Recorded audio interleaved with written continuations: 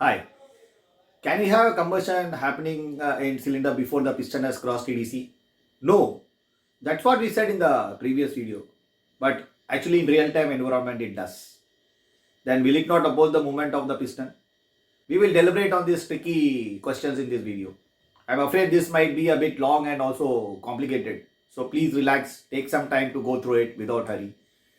In the previous video, we handled the topic of combustion in marine diesel engines. We also saw the necessity for VIT in main propulsion engines because the RPM changes resulted in afterburning and inefficiency. We also saw that there is no great necessity for VIT in a generator engine. Do things happen exactly the same way as we had described in the previous video? No. That is a theoretically bookish, impossible desire. But the actual process is much more complicated. If you have missed the previous video, please do see that before watching this video. In this video, we will talk about the actual combustion stages in real-time combustion environment in diesel engines, which may be quite different from the presumptions and simple logic we were dealing with in the previous video. We will also have a quick preview of the draw cards and indicator diagrams, VIT, difference between VIT and super VIT, understanding the graph, etc. etc. We will see the basics of the factors which influence the ignition delay, self-ignition temperature, etc., which we did not discuss, which we did not consider in the previous video for the sake of simplicity. Talking about VIT, it reminds me of an anecdote when I went for my class 1 orals. Yes, that particular day in one's life which a marine engineer will never forget. Very few may have just one day, and not so lucky ones will have many days. Depends on when, how many attempts you took to clear the orals. That one day when words struggle to slip out of your throat, even if you know the answer. And on top of that, we have this tie which we need to wear and makes the task that much more tougher. Anyway, the surveyor asked me about the new developments in marine engines, and I triumphantly said, VIT, sir. Just thought that you will get very impressed. And to my shock, the surveyor, who might already been 50 plus years of age, I think I am talking about 1991 years, said, what? When I was a 15 year, we had VIT. Well, I thought, Ramesh, something is going wrong here. Huh? You better escape. Maybe a new development for my little understanding, not for the industry. Hi, you are watching Chief Engineer's Tea Time Talk, and I am Ramesh, the pilot who will guide you through the channel. Let's get started. Keep watching and hope you find it very useful. Thank you.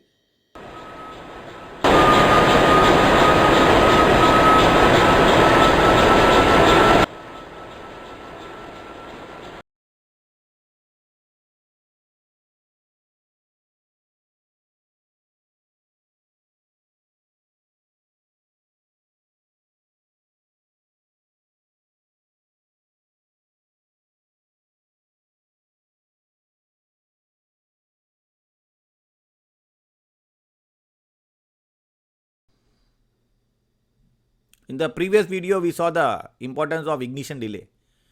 Well, ignition delay itself is influenced by the following factors. Increase in any of these factors will in fact reduce the ignition delay. So let us see the factors one by one. Cetane number. This is a characteristic of the fuel. This has a direct influence on the self-ignition temperature.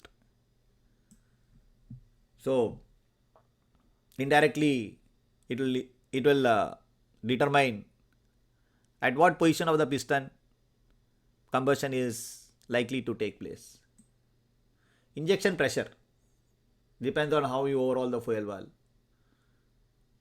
How did you tighten that injection pressure setting spring? Injection timing depends on the cam, not something which is just going to move when the engine is already running. Compression ratio, a design parameter which once the engine is made is not expected to change or will not change. Air intake temperature. This is likely to change in a operational environment. Depends on how good or how bad your scavenge air cooler is. Cooling water temperature. Again, depends on what you set, how you set, what is the efficiency of the cooling water temperature control system. Fuel temperature, same like the earlier two parameters. It's a parameter which is likely to change depending on other external factors. Scavenge pressure, again depends on so many things like turbocharger efficiency, the cooling of the scavenge air cooler, and so many other factors. You all can very easily see that all these parameters can change depending on the efficiency of other equipments during operation runtime. And engine speed.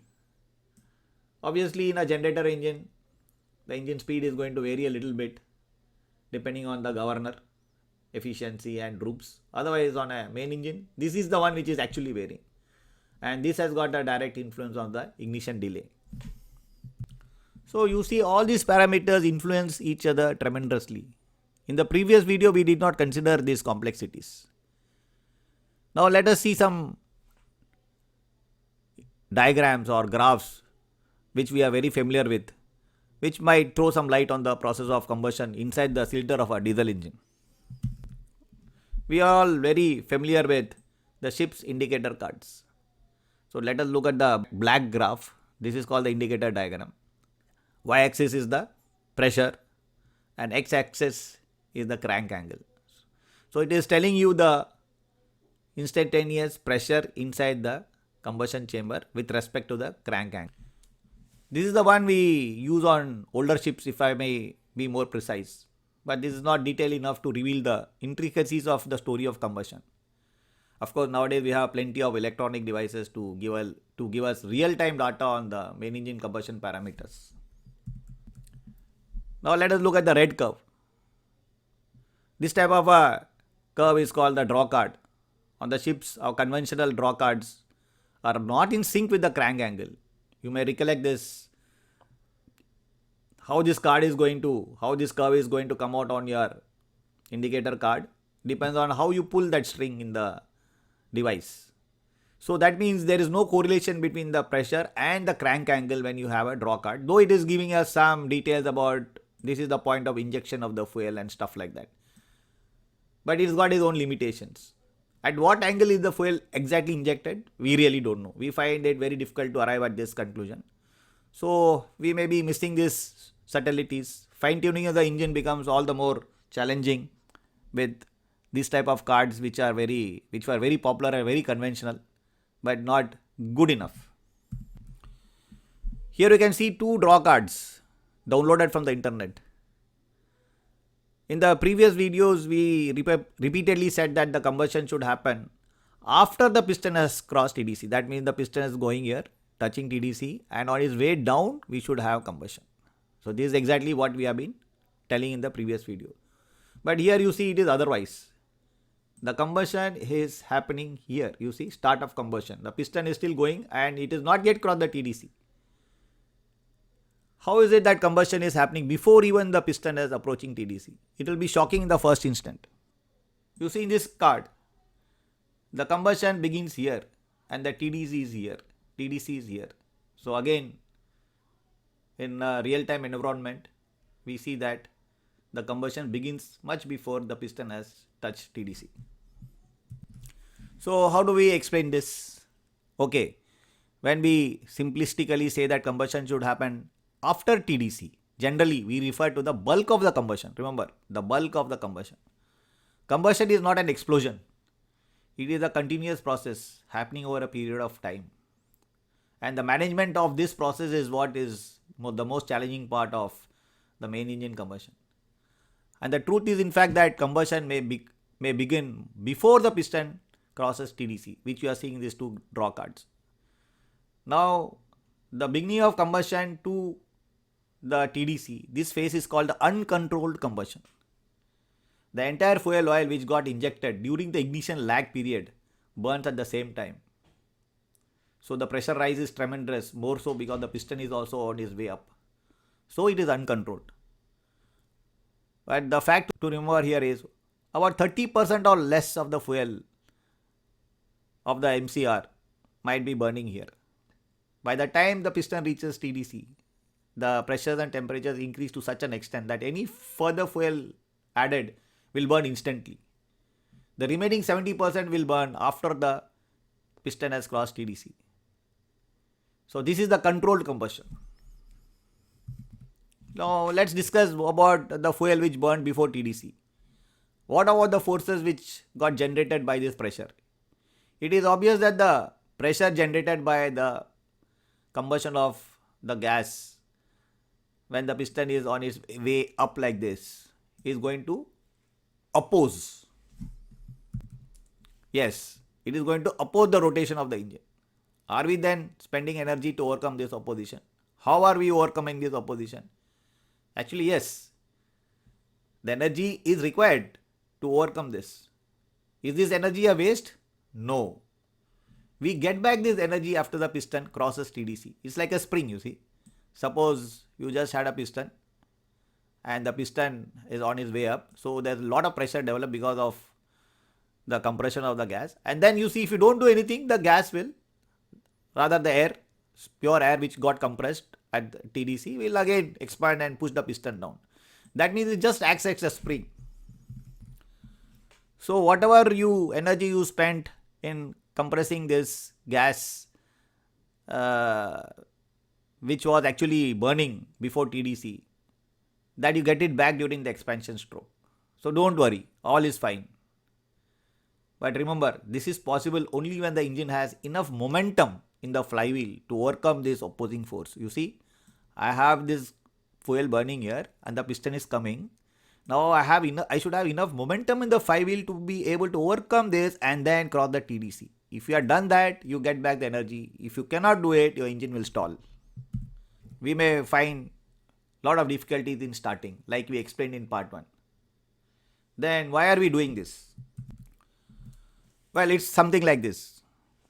We want the entire oil to burn and release the energy as near to the TDC as possible.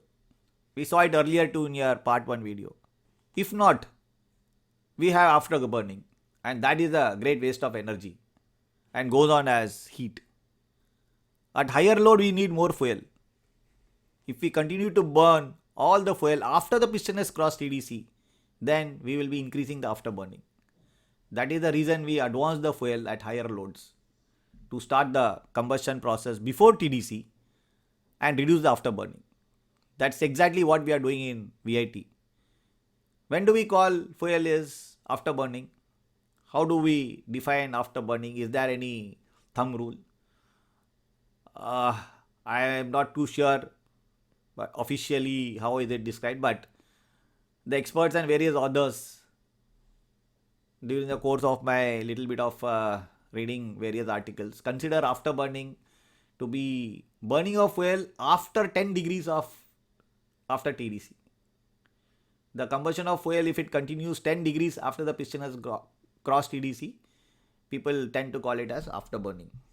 So here, let us write it down. Any combustion happening approximately 10 degrees after piston has crossed TDC, generally people are referring to as afterburning.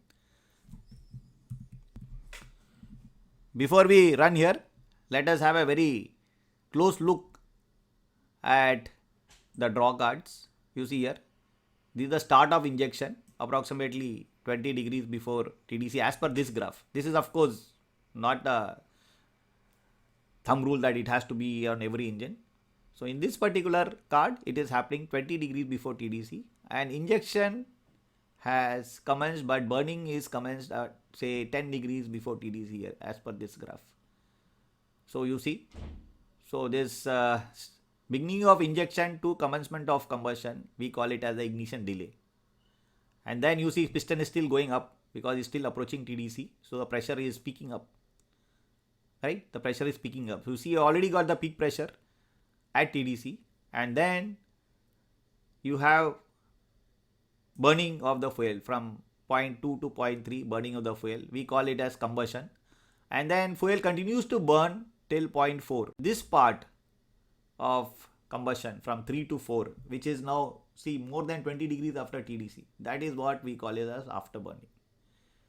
Up to 10 degrees here, let us look at it here. Up to 10 degrees, we called it as proper combustion. And after that, if it was burning, we tend to call it as afterburning. Here also it is the same thing, but in this drawing you can see that the peak pressure is happening after the piston has crossed TDC. So let us keep our mind open and be flexible and say that it is not a must that peak pressure should come only at TDC. Not a must. It can happen on TDC or a little bit after TDC, doesn't matter. So here in this case I would say injection point of injection is here, combustion is here. So this is the ignition lag, and then this is the uncontrolled combustion, from here to here uncontrolled combustion, and then combustion up to say 5 degrees, 10 degrees after TDC combustion, and then if the fuel is burning after that, we call it after burning. So now let us look at this VAT graph. You see that we saw that to reduce the afterburning, I am going to start advancing the timing.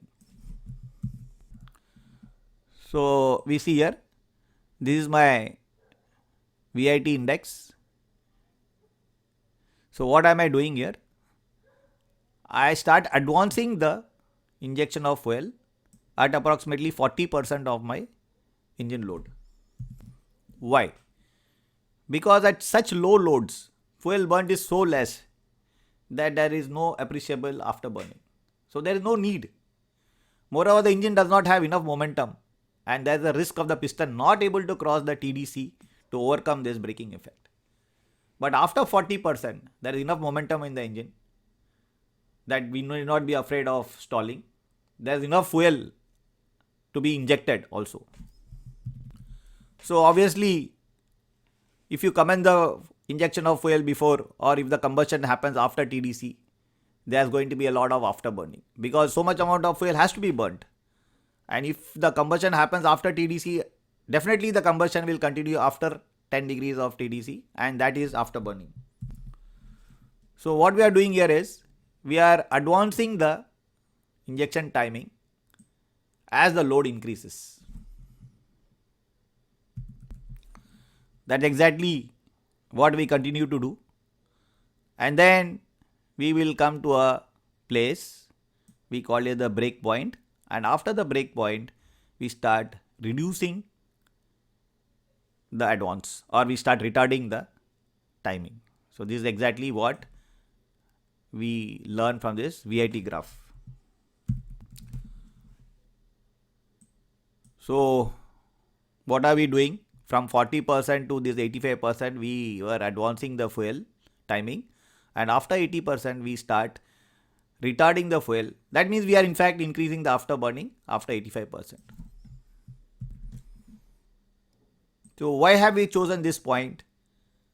And what is the need for us to suddenly stop this advancing the fuel and start pulling back the VAT rack? Well, if we continue to advance the fuel beyond this point, you see the peak pressures are now going to cross the limit. The engine was defined only for a particular peak pressure. Peak pressure means mechanical stresses on all the components of the engine. It is going to cross the comfort level, and now the engine will not be able to handle the designed peak pressure or high Pmax. Stresses will increase. The benefits of advancing the fuel timing have maxed out, and now further advancing is only going to have more disadvantages. We are going to stress the engine mechanically, so we start retarding the timing. So in fact, we are compromising on the fact that, okay, rather than putting so much stress on the engine, let us now ignore a little bit of afterburning. Afterburning means bad efficiency. That is why you see after 85% the engine is not efficient. So we retard it to allow a little bit of afterburning, with the main purpose being that the peak pressure should not exceed the design limit. So we are now putting a cap on the peak pressure and allowing afterburning to happen. We get more output from the engine, but not efficiently. So ideally, as per this graph, we can see that engine is running at maximum efficiency at 85% load, and after that the fuel consumption is going to shoot up due to afterburning. So you can see here also that this is the VIT coming into effect, and at the break point I am maintaining the Pmax. Now let us have a look at this entire process of VIT with a different graphic for better understanding. You see various ribbons are here showing you the combustion at different loads. So the gray part of the ribbon is telling us the ignition delay, and the red part of the ribbon is telling me the actual combustion. So at low loads, you can see the gray part is slightly bigger. That means ignition delay is more, but then only so much, very less quantity of fuel is required at low loads. So the entire combustion has happened before the piston has crossed 10 degrees after TDC. So it's perfectly fine. Now the next ribbon, slightly higher load. So the injection delay has reduced, correct? So the combustion happens slightly earlier, but still the entire amount of fuel has got burnt out before 10 degrees of TDC. So I am still perfectly fine. Now the next third ribbon, you see, the injection delay is further reduced because the RPM and the load is increasing, and the general atmosphere in the combustion chamber is such that the temperature of gas is hotter, so the ignition delay is reducing. But the oil has completely burnt out by 10 degrees after TDC, so I am still perfectly fine. But if I don't do anything on the fourth ribbon, you see, my burning, because the load is more, I am burning more fuel. So obviously my fuel is going to burn after TDC. So this is after burning for me, and this is what is increasing my inefficiency, which I don't like. So what do? I just advance the fuel injection timing such that the combustion happens earlier and the burning continues, so that before 10 degrees I complete my burning. So this is exactly the logic. I keep going, you see here. So I am able to advance the fuel injection here to make sure that my burning is not resulting in after burning. So this is fine because the peak pressure is still under my control, less than the maximum design peak pressure. But I have already touched the break point here. You see, break point. If I continue to advance, correct, okay, I can reduce the after burning, but my peak pressure is going to become so much that my engine will break. So what do? After the break point, right, I start retarding. You see, I am not going to pull it here. I am going to start retarding it. So I am going to retard because my peak pressure is so much. I am maintaining the peak pressure here, but as I never mind, little bit let it happen after burning, as long as my peak pressure is under control. So at maximum load, you see, I have retarded it so that my oil is burning. Quite a bit of my oil is burning much after TDC. So this is the after burning, and then I have inefficient burning, but I have more output. So you can see that you can correlate this VIT graph like this, advancing and retarding. Same, you see, I am advancing to pull the combustion, termination of combustion before 10 degrees before TDC, and then slowly I touch the maximum peak pressure, and then I no longer can apply that trick, and then slowly I ignore the after burning and say never mind, as long as my peak pressure is under control, let me ignore and live with the fact that after burning is going to happen, and I run it inefficiently. So anyway, so these figures are very guidance in nature, so you don't have to stick to that 10 dB exactly. It is just because on the basis of my observations in all the other graphs. So the concept, anyway, as long as the concept has got delivered, that's fine. So you don't have to really be very serious about that 10 degree stuff. Now we are going to see how do I do this advancement of the VIT, and how do I implement this whole concept of VIT in a real-time environment. Advancement of injection on increasing load. So we are going to see exactly that, how I am going to achieve this on a jerk type of a fuel pump. Let us now remember that on a jerk type of a fuel pump, the injection commences when the spill port, this is my spill port. I'm not going to get into details of a fuel injection pump. So I presume that all of us know about this. In case you have any doubts, so please write in the comment section so that I can make separate video, but not here. Injection commences when the spill port is covered by the plunger. So let us tackle the VIT part of it first. Advancement of injection on increasing load. If you recollect the anecdote when the surveyor said that when he was a 15-year VIT was present. Well, I am going to explain that here. This is by this drawing. This is the view of the old peel stick engine fuel pump plunger. You have a double helix, you see. So that means the commencement of fuel injection depends on when the top of the plunger, which itself has got a groove, is going to, when the, I mean, this relative, that means when this top helix is going to cover the spill port. So that means if my load is increasing, I am going to turn the plunger such a way that the spill port is covered earlier and earlier. So that is what I call it as advancement of the injection because of the top groove of this plunger. You see, the top helix. The bottom helix, all of us know. This is the one which is terminating the injection. So this is my stroke. See, this is my stroke. This the space of the plunger between these two helixes. So the top helix has got a curve which tells me what is that, when does injection start, which is actually now in this case the start of injection is so profiled that as the load increases, the injection becomes earlier and earlier. So this is VIT.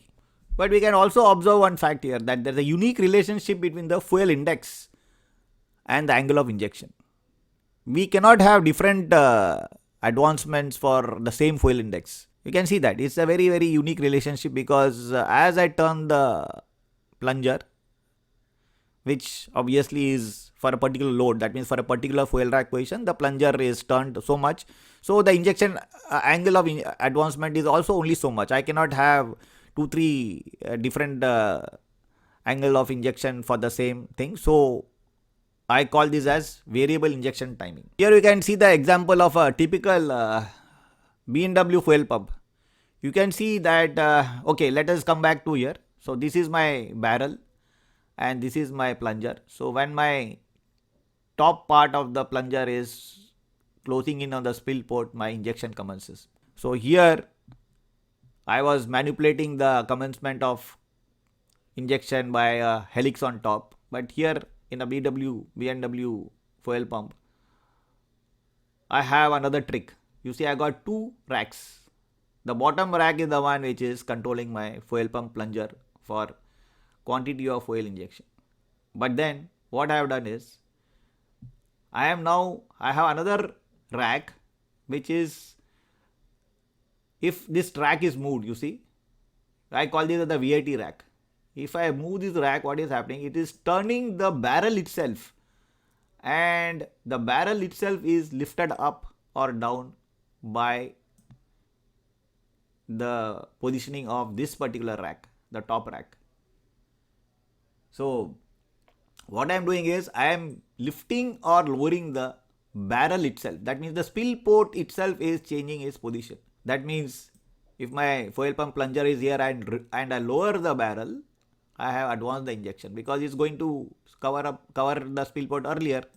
And if I lift up the barrel, I am retarding the fuel injection timing.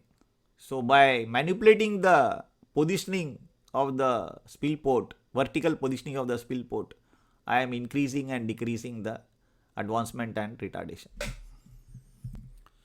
Now, what is so great about this? You see that now the advancement and retardation or whatever of the fuel is now independent of the fuel rack, because for the same fuel rack position, I can also now manipulate the spill port and advance and retard. So that means it is independent of the fuel rack position, contrary to what was happening here. Now this particular method where my timing of injection or advancement or retardation of the injection is not linked to a particular fuel rack position, I call it as super VIT, is independent of the fuel index. Now this gives us the greater flexibility and also opens up the possibility to retard the injected fuel after 85% load to restrict the peak pressure from increasing further, thereby increasing the afterburning. So let us come back to this graph here, the VIT graph, which we are very familiar now by now. So when I have only VIT, I can only advance, correct? I can only advance. After that, there is no scope for retarding it for further increase in load. But when I have super VIT, I can do this. You see, and further increase in load, I can retard it. So that is the difference between a VIT and a super VIT. Of course, you all know, gentlemen, that the topic is very complicated, and I am not an expert in fuel injection equipment. So I tried my best to understand it my way. Just in case I am wrong in any particular point, not hesitate to quickly comment so that others don't get misled by some wrong statement of mine, which is always possible. No, you never get it right. You do read a lot of books, try to understand the maximum, but still there's always a possibility that you have understood it wrongly at some place which needs fine tuning. So let us not be, I am not as confident as saying that I have understood the game very well. I hope I have. But in case you come across anything which I said is not 100% true, please do point it out so that all of us learn together. I hope you enjoyed the video. Thank you, gentlemen. Thank you so much.